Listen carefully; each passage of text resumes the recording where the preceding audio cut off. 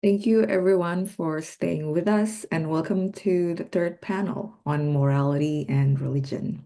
Gwen, Lusiana, Anissa, and Noor. In this panel, we'll explore how digital influencers navigate piety, gender norms, and identity across Southeast Asia, from hijabi influencers and Muslim women's aspirations to the politics of modesty and gendered spectacle. Gwen will start us off. Gwen, if you can join us.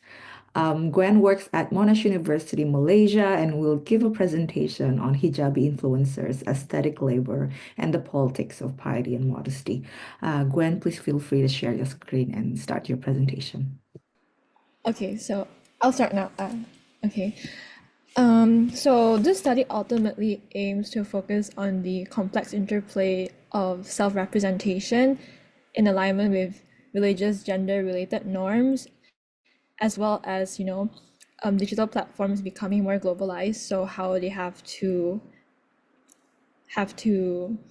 negotiate between the global and local audiences. So I begin with the background. So to situate my study, I begin with this study by Boy and Wisma, where they say that Muslim women functions as a counter-public to dominant Western-centric values as well as digital platforms. By doing so, they introduce their own culture and religion, their own version of what it is to dress up, and also have their own online persona through alignment with Islamic dressing, modesty, and being veiled.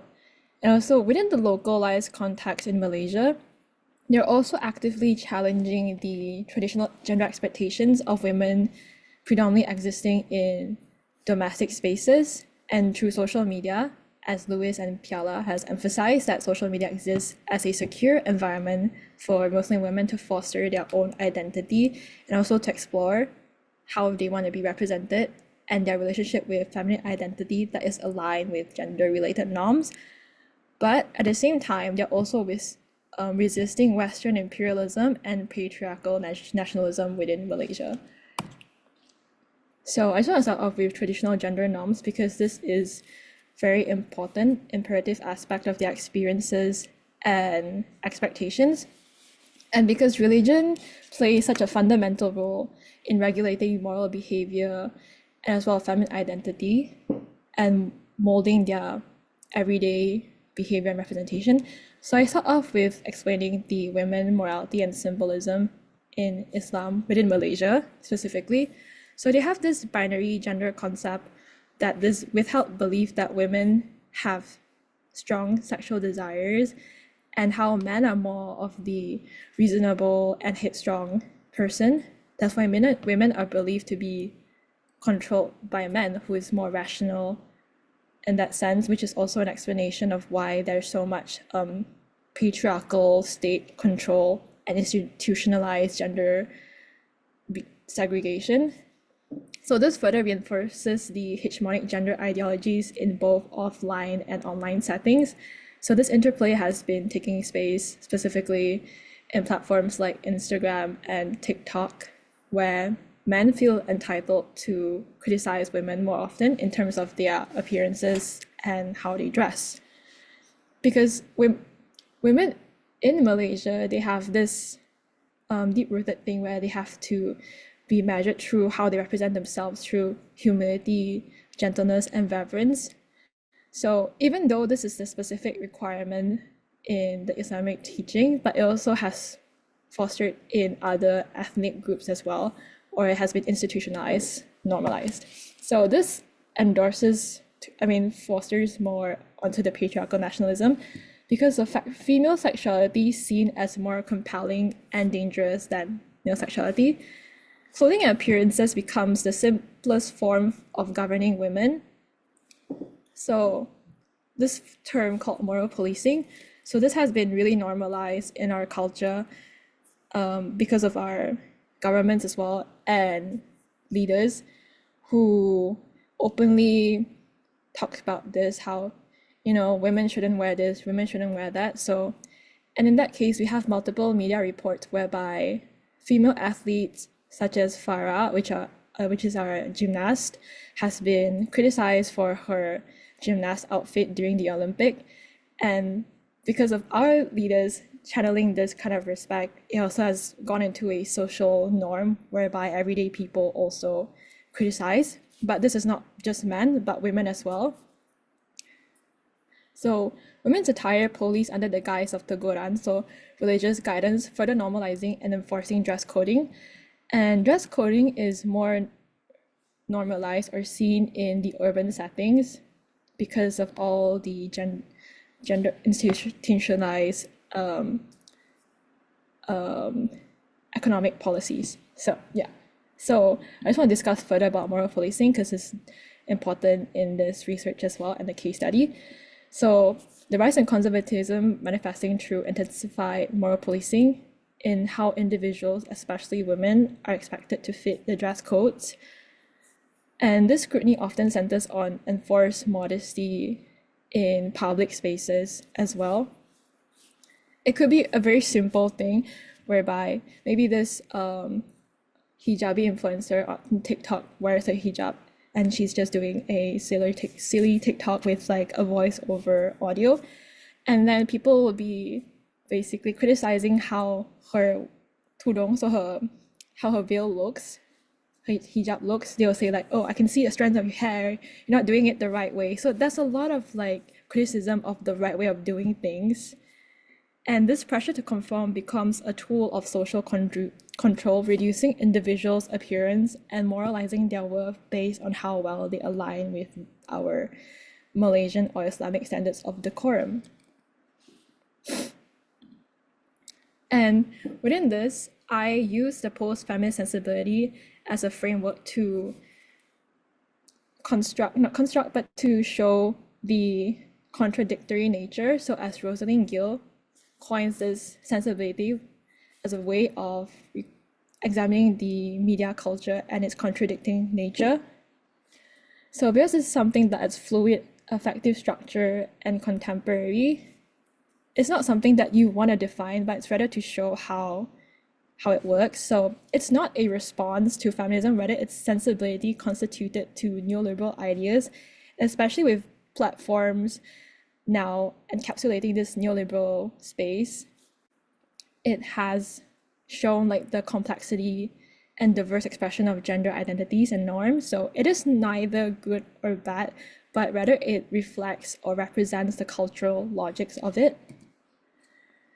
So yeah, so within this study, I also have this theme whereby post-feminist sensibility is perceived as a disruption through my analysis of this specific case study person, Sabrina Azhar. So focusing on this prevalent aspect, which is post-feminist sensibility of individualism, choice, empowerment, which is on the positive spectrum, but on the negative side is that it requires an emphasis of self-surveillance, monitoring, and disciplining, because in order to present yourself a certain way, and because of how strict the Malaysian standards are in terms of beauty and gender expectations, it requires a lot of ways you have to perceive yourself and see how you are online, and to cultivate and curate a certain persona online.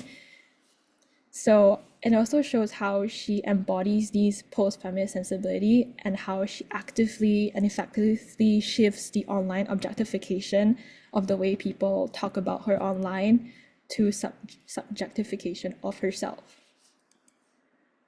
So my case study is Sabrina Azhar. So she's a Malaysian hijabi content creator based in South Korea.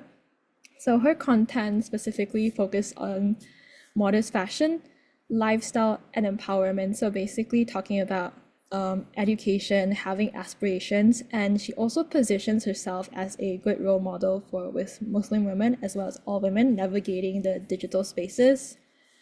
And she has 1.8 million followers on TikTok, 602K on Instagram, and 473 subscribers on YouTube. So with that, her content creation also focuses, or the core of it does emphasize her Malaysianness and Malaysian heritage, which she doesn't shy away from.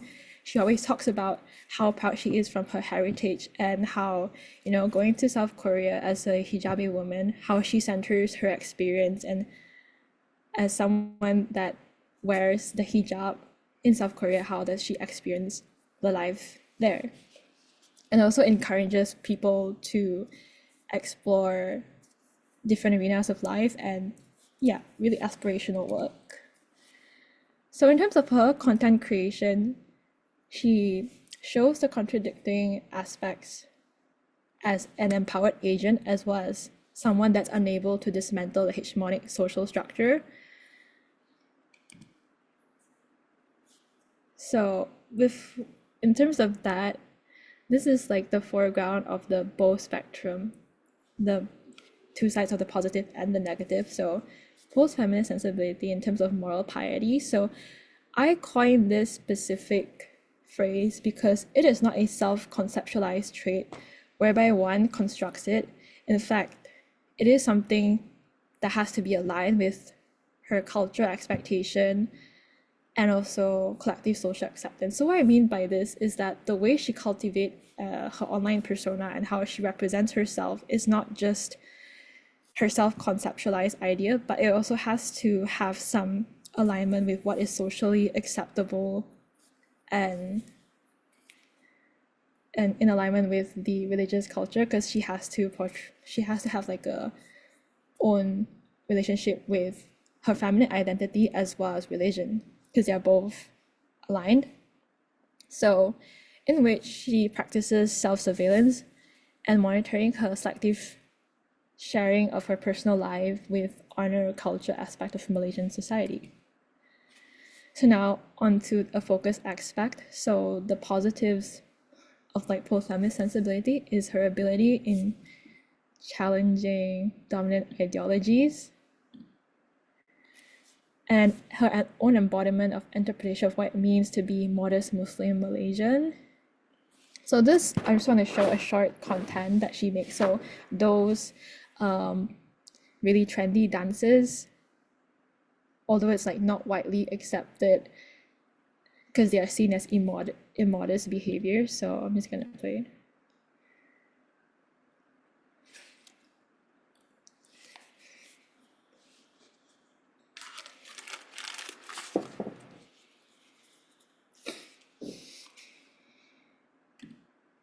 So just participating in this dance trend, this reflects Gil's perspective of post-feminist sensibility, whereby she negotiates empowerment through self-surveillance and public visibility, where she kind of knows that she's gonna get backlash for this, because in context to Malaysia, there's a widespread belief that dancing is not a modest behavior, but because of her strong relationship of her feminine identity as well as her relationship with Islamic religion, to her this is not something that's immodest, so she will not follow through what the comments say. So the comments appear as something of moral policing, as I've established earlier.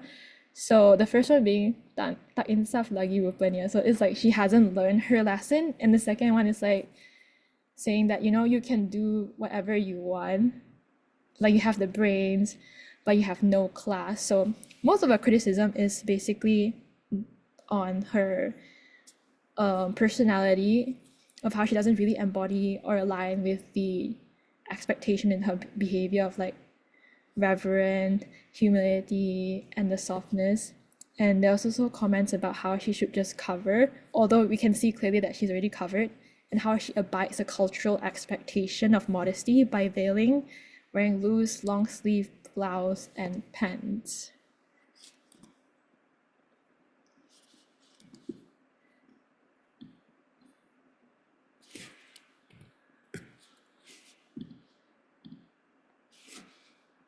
Okay, sorry, the slides lagged a little bit.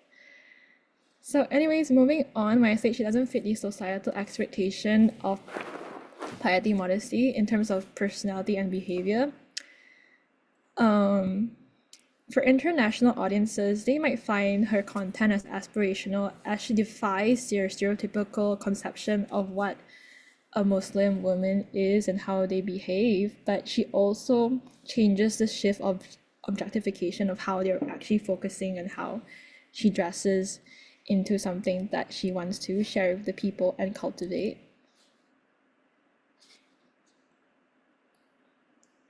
So I also want to talk about this where, as an empowered agent, so she does some dances on TikTok and also widely criticized. So that's why there's this search engine called Gilik, if I'm pronouncing it correctly. So usually her videos like dancing are criticized under the term Gilik, which refers to dancing with exaggerated body moves and implying that it's something that is sexually suggestive. And most of the criticism, like I said, is looking at the side of her body as a form of objectification, although it's clear that you've seen that she does embody her modesty. Yeah. Gwen, that'd be perfect. Okay. So I'm gonna end this with this last part. So on the negative side is that she performs aesthetic labor meticulously, but that means that it's like a really surveillance of herself and how she has to strictly follow certain aspects of what is being accepted. And she also doesn't really challenge the beauty standards in terms of media representation of darker skin tones and whatnot. She doesn't acknowledge her privilege in that aspect. And my key takeaway is that how neoliberalism enables individualized choice, and it falls short because it doesn't dismantle the power structure, but it negotiates in having the proximity to privilege. So, thank you. Thank you so much, Gwen. That was such a great analysis on Sabrina Azar, and I'm really interested in your conceptualization of moral piety. And what you said about aspirations as well perhaps works really well with our next presenter, who's Lusiana, Yashinta Ellysa Putri from Universitas Gadjah Mada, Indonesia. Lusiana, please take the floor away. You can start your presentation, your slides. The time is yours. Good afternoon, everyone. Thank you for being here today. My name is Lusiana. I am from Center for Indigenous and Cultural Psychology, Faculty of Psychology, Universitas Gadjah Mada. Today, I will present our research about global mobility and young Muslim women identity, a critical discourse analysis of Indonesian influencer shaping educational aspirations. So, before I start, I would like to open this presentation with these pictures. So when we scroll through our social media, we may see this image of young Muslim women wearing hijab or veil with the background of university abroad. And they share their experience of study and living abroad. And it may seem ordinary, but behind those, we can see a more complex layer of analysis.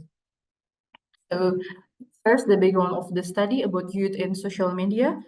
Social media has become the primary space for real-world interactions among youth, with 95% of adolescents using social media account.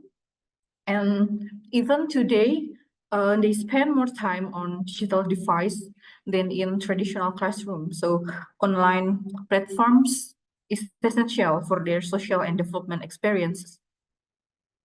And one of the phenomena that emerge is social media influencers.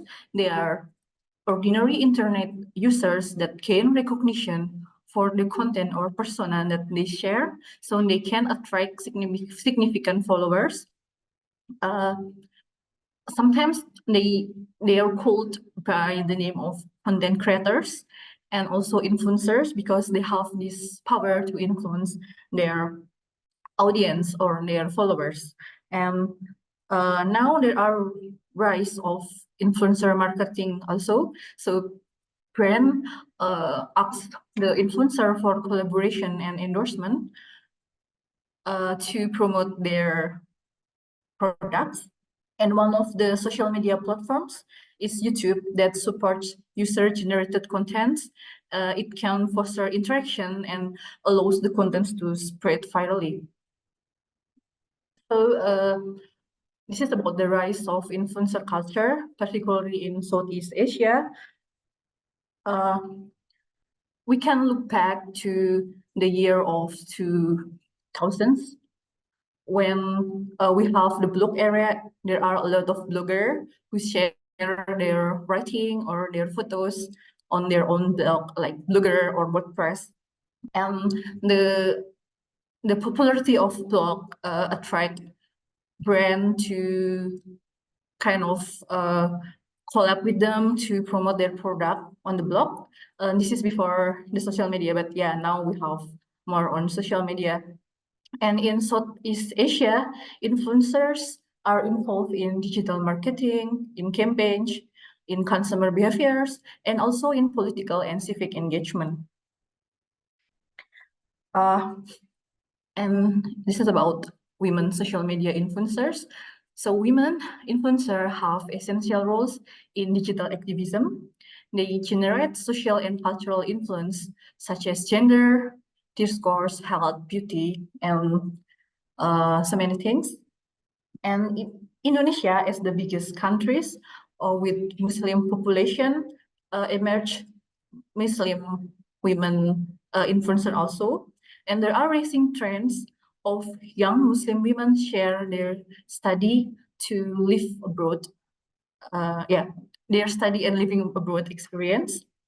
And so the study abroad is like a global mobility, and it's more than just a physical movement because they also negotiate their identities across border.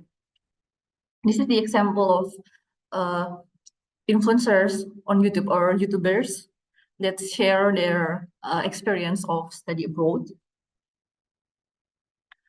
And what is the relevance with socio-political situation in Indonesia? So now Indonesia, with the world's largest Muslim population, is advancing toward gender recognition and equality in public life. The governments actually have shown their commitment with the regulation of the Minister of National Education number 84, year 2008, about gender mainstreaming in the education sector. So actually, we see that the young Indonesian influencer with strong Muslim women personas who study abroad can act as a catalyst for promoting this gender equality in education. We identify the research gap. Little attention has been given to how those Indonesian Muslim influencers construct and disseminate their educational aspiration. So we propose two research questions. The first one, how do young Indonesian Muslimah influencers on YouTube construct and communicate their identities and educational aspiration? And the second one is, how do this discourse influence public perception of young Muslimah identity and empowerment? This study employed a qualitative methodology with interpretative paradigm. So we employ critical discourse analysis influenced by Foucault to analyze data. And for the subject, we focus on young Indonesian influencers on YouTube who meet the following criteria: young Muslimah, 15 to 24 years old, that reflect a pious persona by wearing scarf, and they pursuing or have pursued in-person study abroad at any educational level, and they have at least 100,000 followers. So we further selected 5 YouTubers who meet this criteria, and each we select 2 videos with the criteria of they have a minimum of 100,000 views and 100 comments. And the videos titled A Day in My Life as a Student in University or containing relevant content. And then we transcribe the video and analyze the text and the comments to understand how the discourse that they emerge. And for the data analysis, we follow CDA analysis by Willig. First, we familiarize with the data, and then we identified and named the competing discourse surrounding young Indonesian influencer identity and educational aspirations. And for the key findings, we have identified for emerging discourse. The first one, the discourse of women empowerment. The second one, the discourse of piety as Muslimah identity. The third one, the discourse of global mobility. And the fourth one, the discourse of consumerism. So the first one, the discourse of women empowerment, they challenge hegemonic discourse that portray Muslim women as passive or restricted. So by studying abroad, they are showing a kind of women empowerment.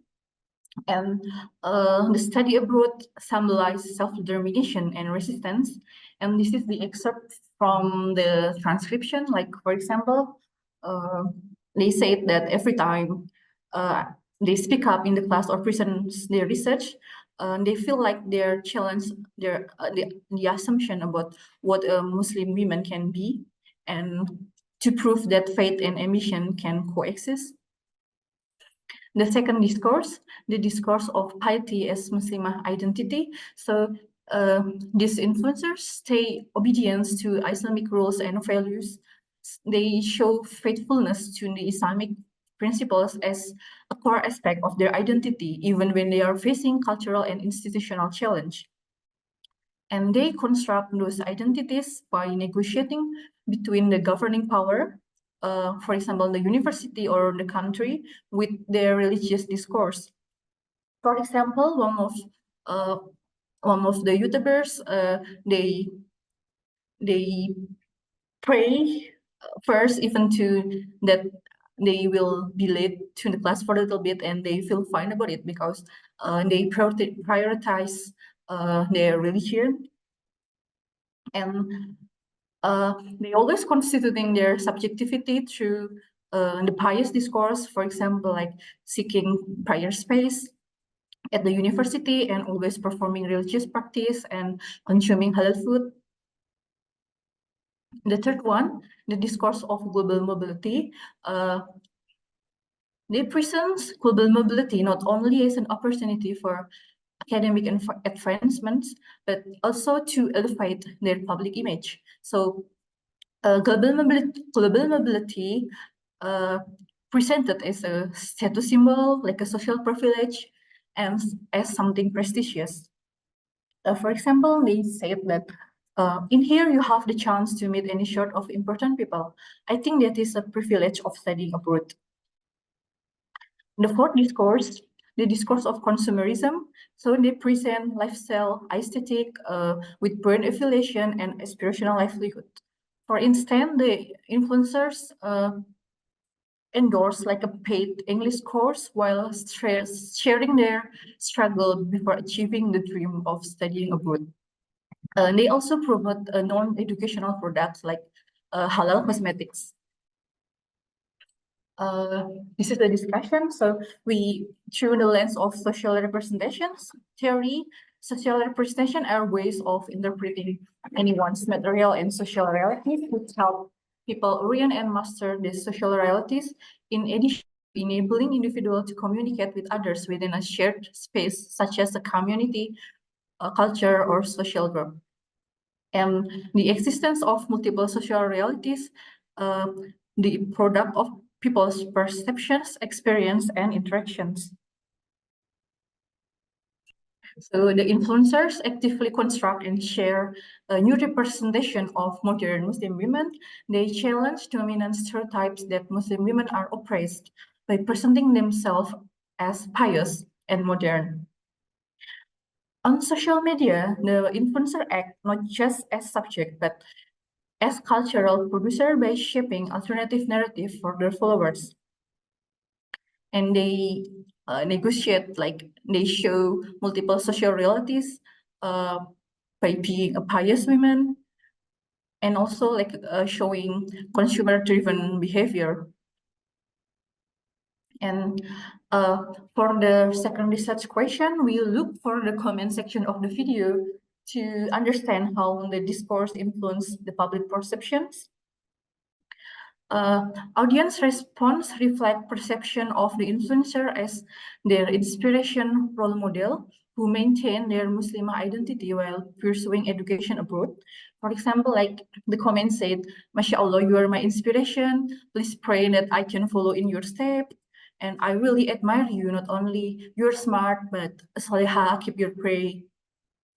And within the social comparison theory, the audience perceiving the influencer as superior, and they're feeling motivated by the influencer stories, especially in their commitment to religious values. So it shows like an upward social comparison.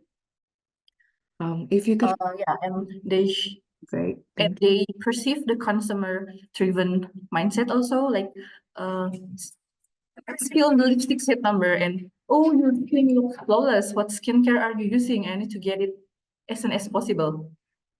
The audience see the influencer as an ideal image of educated and empowered young Muslim women.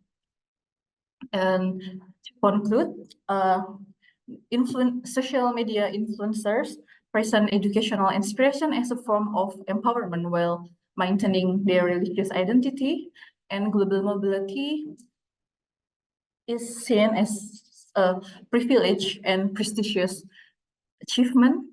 And they build consumerist narrative that show like lifestyle aspiration, and education abroad is presented as a pathway to empowerment and a symbol of modern young Muslim women.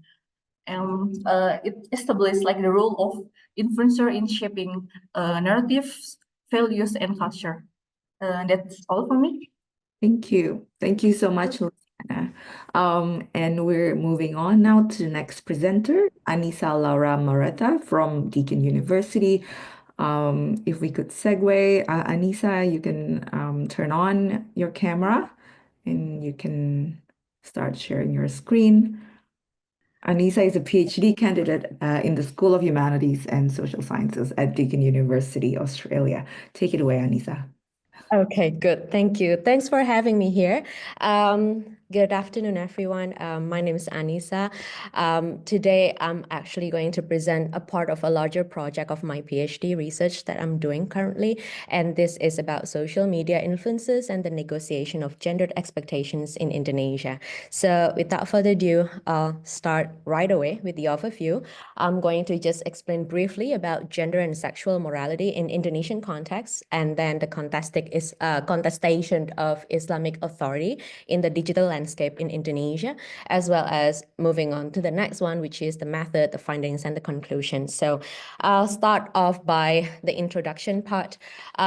The end of Suharto's regime, or we call it era post-reformasi in Indonesia, actually marked the rise of contentious public debates around gender and sexual morality. So when it comes to that, it spans across so many diverse contexts or topics, from polygamy, from Sharia law, from abortion, from pornography, or even homosexuality. So all of these debates unfold across multiple arenas, not just like in mass media, but also public demonstrations, and also in terms of parliament, discussions in the parliament, and even like internet forums. So even moreover, like with the penetration of internet in the 1990s and afterwards, then religion itself has also found a new way, a new form of expressions online. And that's how Campbell defines it as digital religion. So when it comes to this kind of like the idea of gender politic discussions in social media has become more fueled in this sense. So social media also expands the visibility and the agency of Muslim women itself, allowing them to participate and reshape public perceptions on piety, modesty, and like agency, like all other presenters have actually mentioned about. And it's pretty much quite often that you see it on everyday basis when it comes to social media, because right now we live in this kind of like era where it's just like every bits and pieces is just there and it's easy to look at. So with all this kind of like era on discussions of gender and sexual morality itself, I would say that it also expands the contestations of Islamic authority itself when it comes to Islamic teachings that you can also see on daily basis in the digital landscape. So social media platforms, when it comes to all these kind of things, such as Instagram, TikTok, like all others already presented, Twitter or X right now, YouTube, all have become the crucial arenas for like these influences to actually disseminate, to reinterpret or even contest religious messages. Much of the existing scholarships that have been done by so many academicians and so many, I would say, like on papers, like in the last 10 years, I would say the recent trends that you actually see, they actually like focus on the spectrum of conservatives and up to moderate, I would say, in this kind of like the examination of public figures or influences in Indonesian context. But then what I'm going to do in this paper is actually I want to elaborate on a different discursive terrain with a growing group of Muslim women influencers who use digital platforms to raise critical awareness of gender inequality, reinterpret religious knowledge, and challenge patriarchal interpretations of Islam. Because as what you've seen right now, some papers or many journals have actually many papers have focused on the idea of like conservative to moderate spectrums. So with that being said, I would like to right away continue with the idea of who are the profiles under the research that I'm doing currently. And that's just like these two. I'm focusing right off this. I just did the interview with them actually last month. And so all of this actually right now have been pretty easy for me to actually like follow up on the continuation of what I'm going to do next. But the profiles that currently under research for me will be Nur Rofiah and Kalis Mardiase. Nur Rofiah is known for her Quranic scholar. She is a Quranic scholar who promotes feminist interpretations on Islamic teachings. So she is a lecturer in one of the universities, Islamic universities, I would say colleges in Jakarta. And for Kalis, she is a female author whose work foregrounds gender perspectives, known for her advocacy as well in women's rights. And those are some of the books that they've written. For Nur Rofiah, she wrote Nalar Kritis Muslimah, focusing on the reinterpretation of Islamic knowledge itself based on the Quranic verses. And also for the rest will be Kalis has been doing a lot and quite active on that. And that's how actually like these two figures recontextualize religious and gender narratives online by doing something that they do on their postings on Instagram as a form of activism and social critiques. So with the research methodology that I'm going to do in this paper is quite simple. It's a discourse analysis is what I'm going to do with purposive samplings on their postings that they do on Instagram. And why Instagram? Because like what they've said on their interviews, actually like they chose to have Instagram as their most often, I would say, platform that they use, because that's actually something that they say it's also blending seamlessly when it comes to their own agenda in actually like creating this kind of content. It's more active, and also it's easy to see the target audience and how they actually want to keep engaging on the audience itself. So with discourse analysis, this is focusing on fluence theory, on discourse analysis, which focusing on the texts, because in this discourse analysis part, we believe that fluence proposes the idea that text should be seen as recontextualized social practice. So it should be seen as the representations of social actions, and they don't just merely describe the events, but also participate in constructing and transforming the meanings of those events. And so in this discourse analysis part, I'm doing 4 categories of the analysis that based on fluence theory. The first one is to see the activation or the passivation of the posting from the influencers. So is the influencers doing something active or having something done to them in a passive way? And the second one is assimilation or differentiation, whether the influencer is blending or like resisting a collective identity of like what they want to do in the postings, and like the appraisement is the next one, or the positioning, like what stance does the influencer take towards the issue. And definitely we're talking about gender related issues in all the postings that they do, so it's already clear about what kind of certain issues that they bring into their content. And the last part is the recontextualization of the knowledge. So are all of these values being reinterpreted or challenged, and in what way? So let's move on to the part of findings. For the findings itself, in generally at the end, after like purposefully sampling all of the postings that they do, we kind of like see that they actually like use Instagram as a platform for advocacy with gender justice as the core focus. So each actually has a different styling, I would say. When it comes to Kalis, for example, Kalis is her background is a writer. She is a journalist. She is an activist. So when it comes to that, then she also uses her style to actually like create content in a way that is sharp, edgy, kind of like very like, you know, very in a way that is journalistic, but also that means it's engaging, and the captions that she does and everything, it also creates that kind of like visual storytelling by using the feature on Instagram, which is the carousel itself. So instead of like using like just like one for example one I would say, how do you call that one in carousel, like you have so many right now on Instagram, it's like 20 posts that you can do once, 20 slides that you do in that one carousel. So she uses that a lot, and that's how she say that it's more engaging and it is more accessible. And then also like she does that using like easy kind of like everyday language. So it's also like something that she wants that to happen, so then people feel, okay, this is like a common discussions that you can just like do it on a daily basis as well.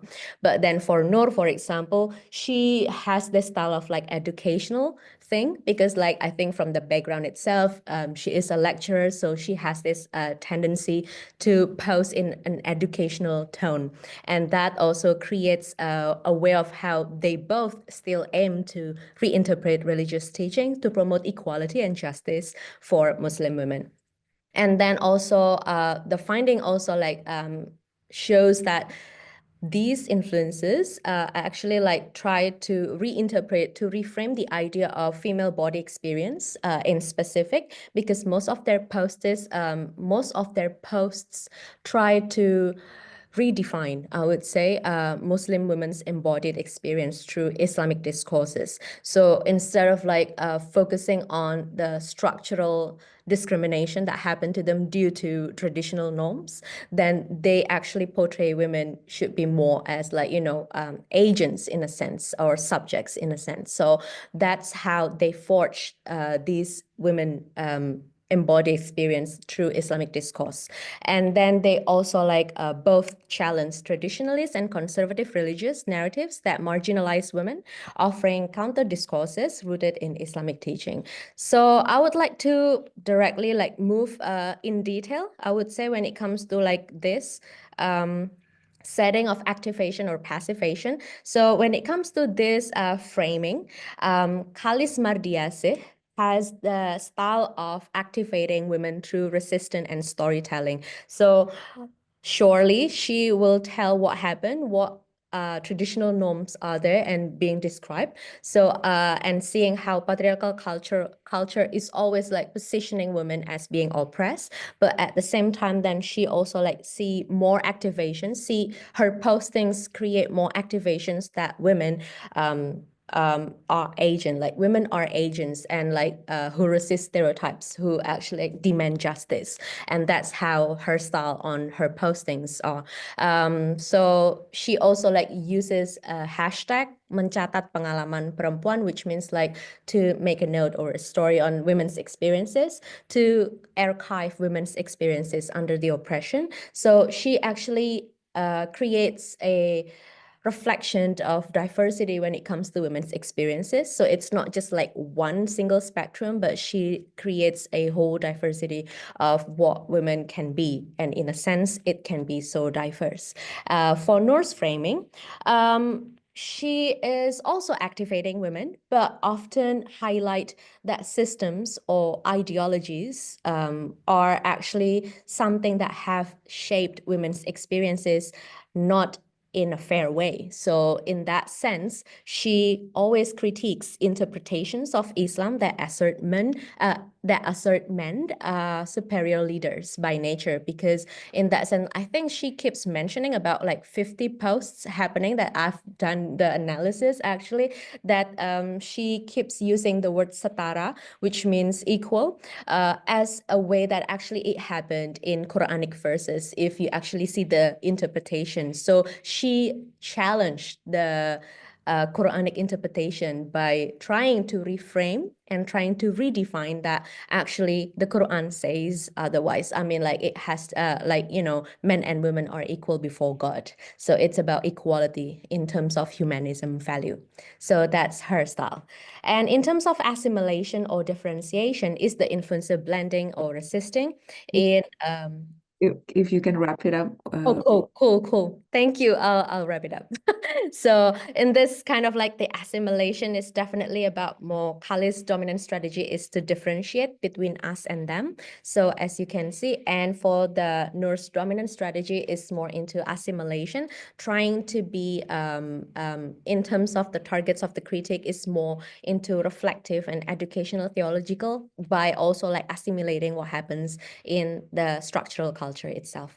So I think for the rest, I would like to just straightforward move to the conclusion part, because I think I have two left, but I think that this can be done with the conclusion part. So in conclusion, I would say when it comes to all of these two narratives coming from these two influences, we actually see that social media has been used as a tool for strategic negotiations that allows them to balance their faith with personal agency, and also their narratives serve as counter discourses to dominant gender norms that also is fostered in digital communities, that women feel safe and validated in their struggles, and they are empowered to express their identities. And also when it comes to this influences, their presence actually reshapes the public perceptions of Muslim women.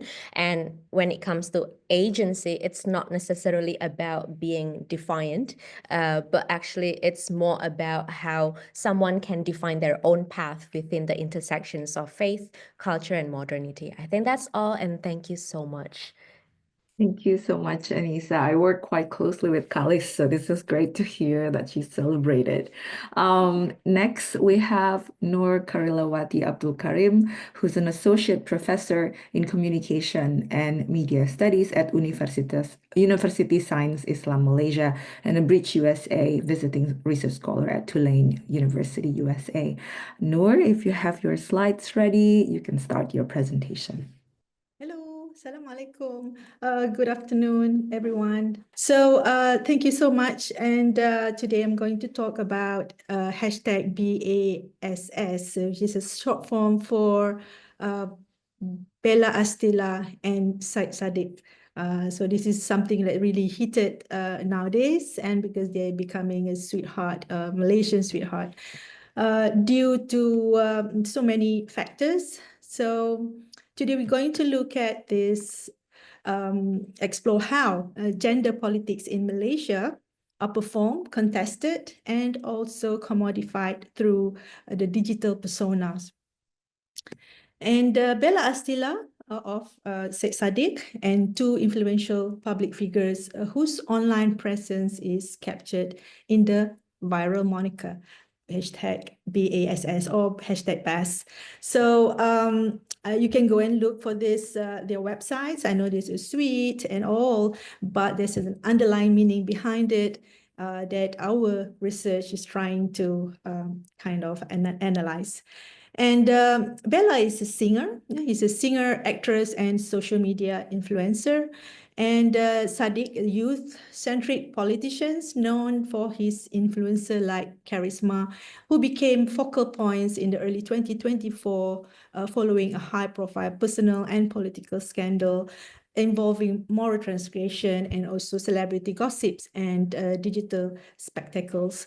So you can see here, he, based on this, their websites and others commenting about their intimacy.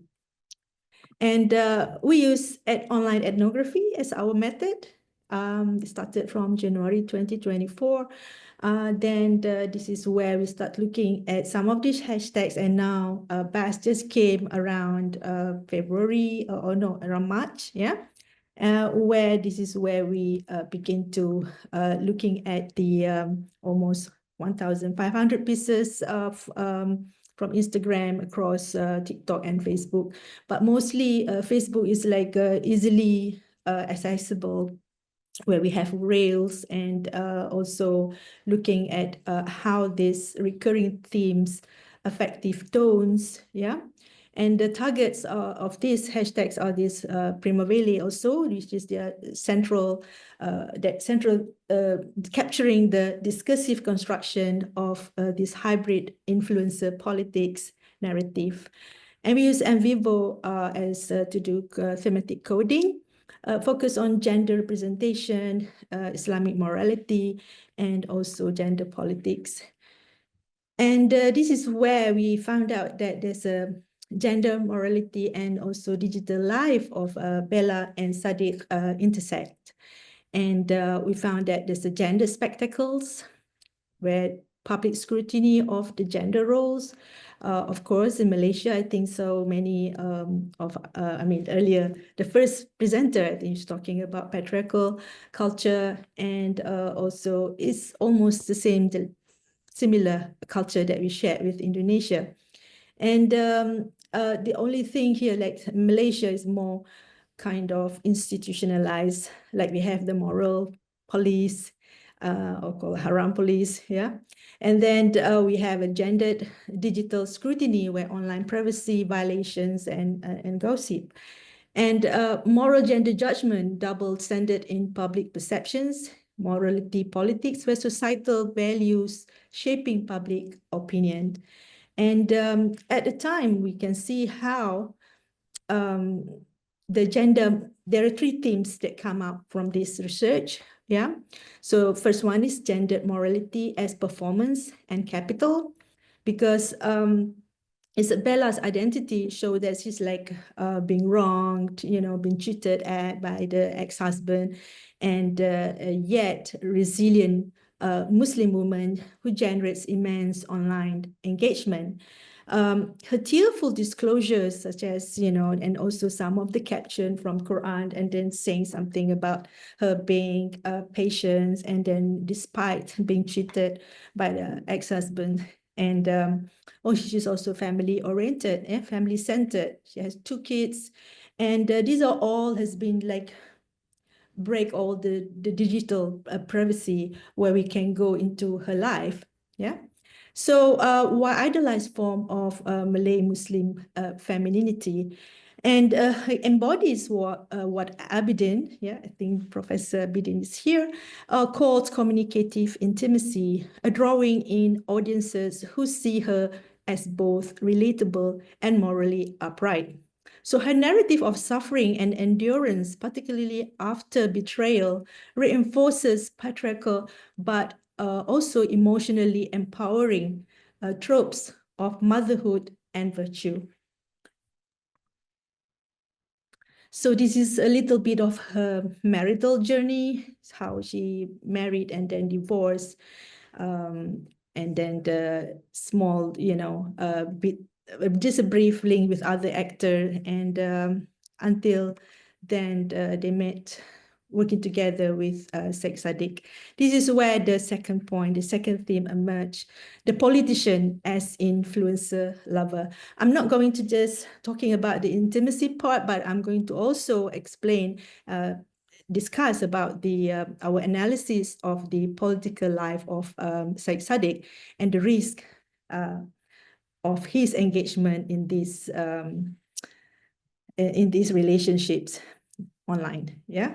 So Syed Saddiq's crossover from politics to influencer culture through dance challenge and also romantic speculations. You know how Saddiq was looking at Bella, and also symbolic gestures like swimming for love, you know, I'll climb the mountain and all these things, all this captioned in their page and also in their fan pages really highlights his embrace of what Kana and Gilcall describe as effective neoliberalism.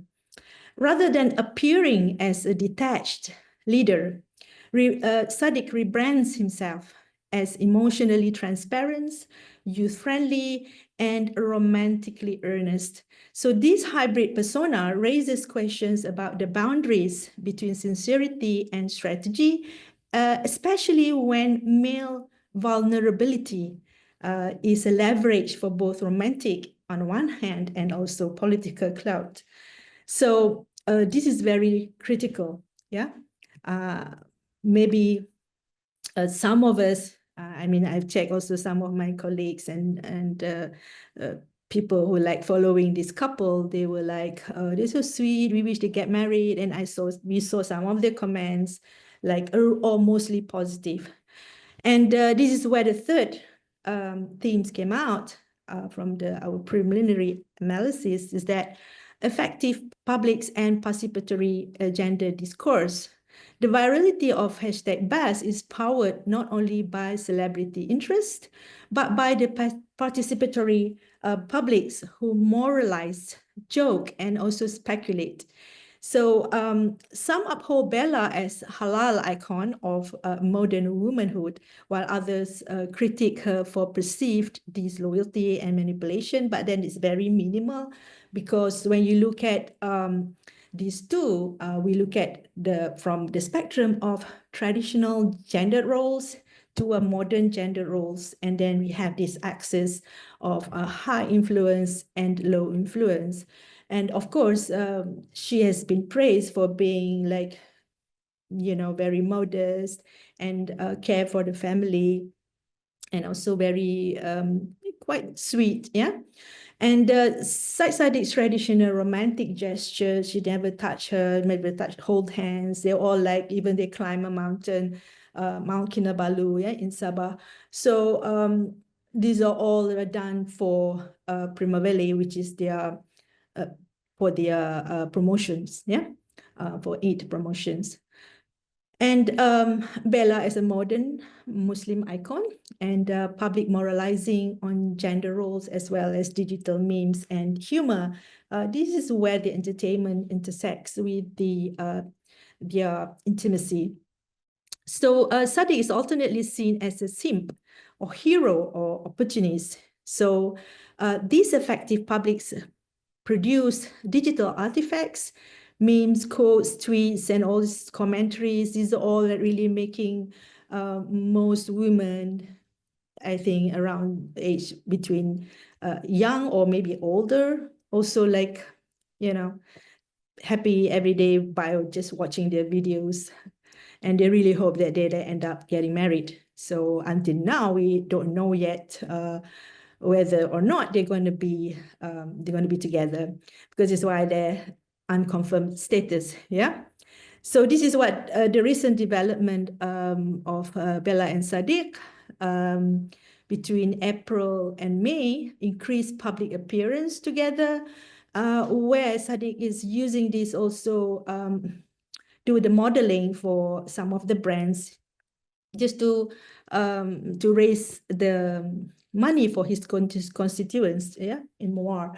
So so he needs to, because according to him, the federal government didn't give the allocated amount of money for his constituents.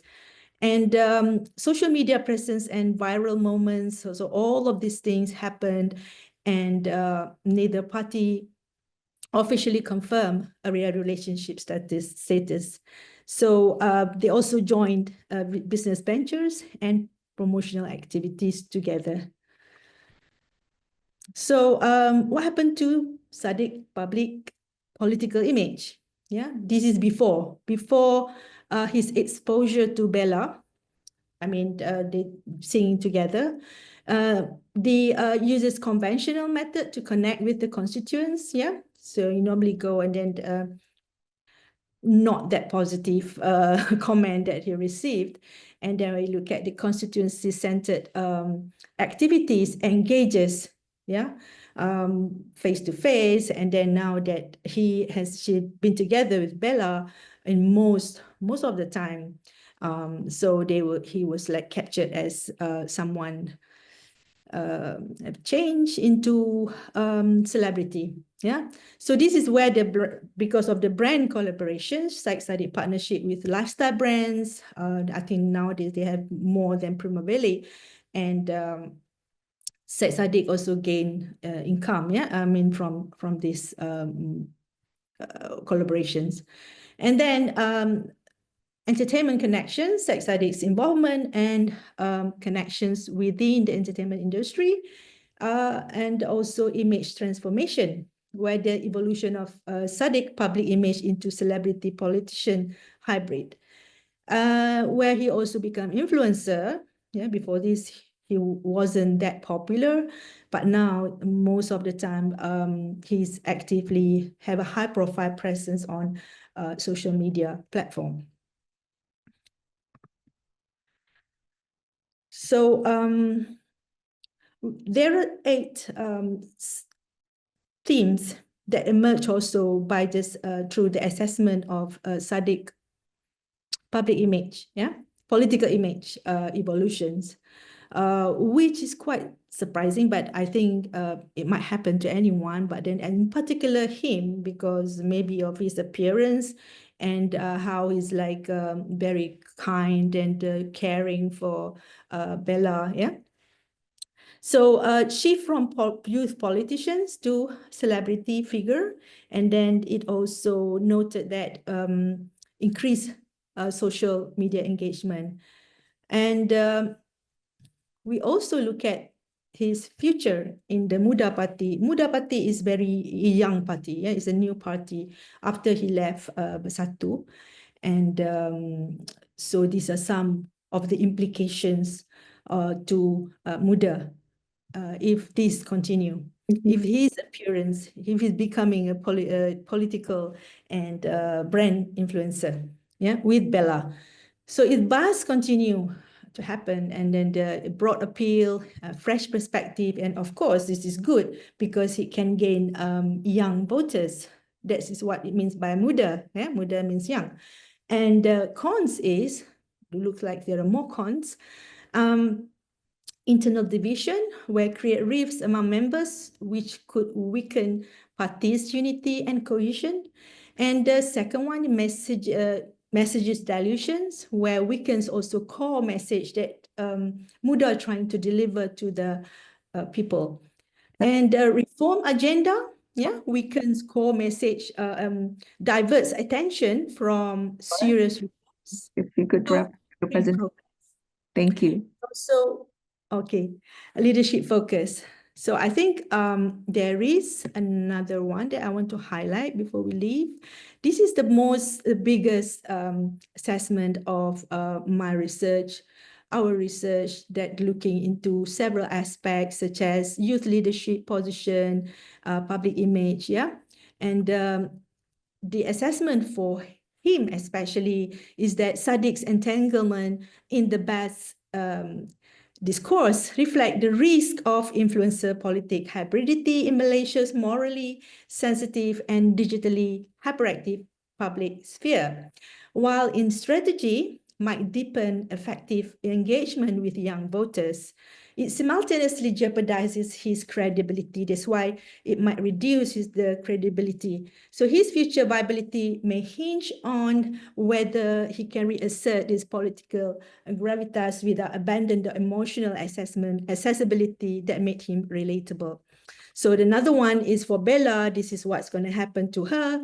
It could be could be negative as well. Yeah. where about Bella public persona rooted in moral resilience and also intimacy in under increasing risk of overexposure, more ambiguity, and audience skepticism.